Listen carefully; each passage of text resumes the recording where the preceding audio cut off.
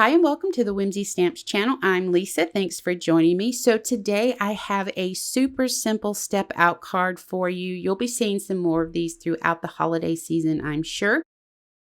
I'm going to be cutting into my favorite pattern paper from the Haunted Paper Pack.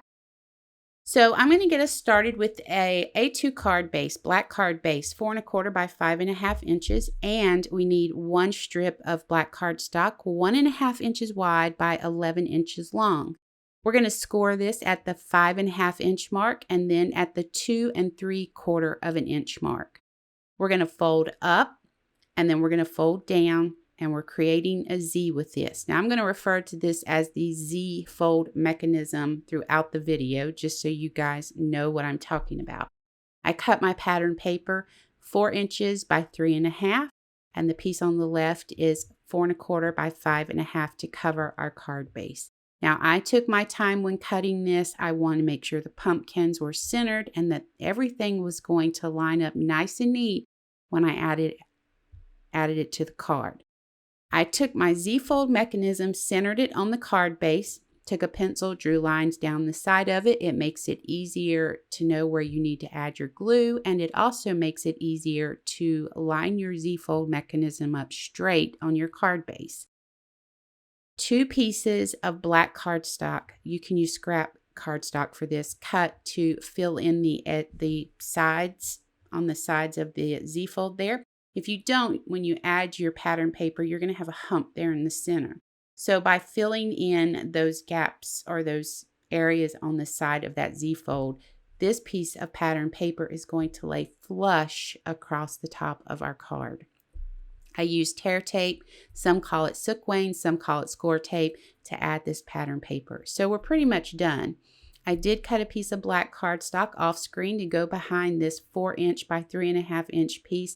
And then I added my tear tape to the top of my Z-fold mechanism right there and added my piece of cardstock, centered it up. So you could stop there if you wanted to, put a sentiment and be done with it. But that was not good enough for this girl. So I pulled out the Build a Graveyard die set. I built 2 headstones, used a stippling brush to add black ink to those, and then cut out 3 bats. And I also cut out 3 of the fences and then stacked those together for a little bit of dimension. You can see I stamped the Happy Halloween sentiment. Now this is from the Halloween postage stamp set. I used Pinking Shears to snip the ends of that off.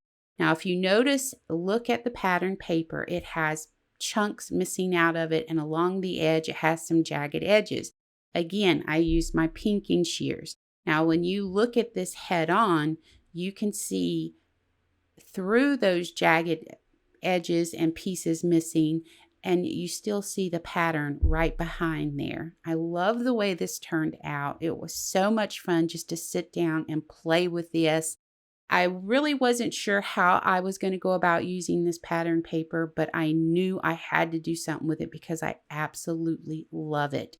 So remember, look at your supplies and use them as many ways as you can. Pinking shears are amazing in the craft room.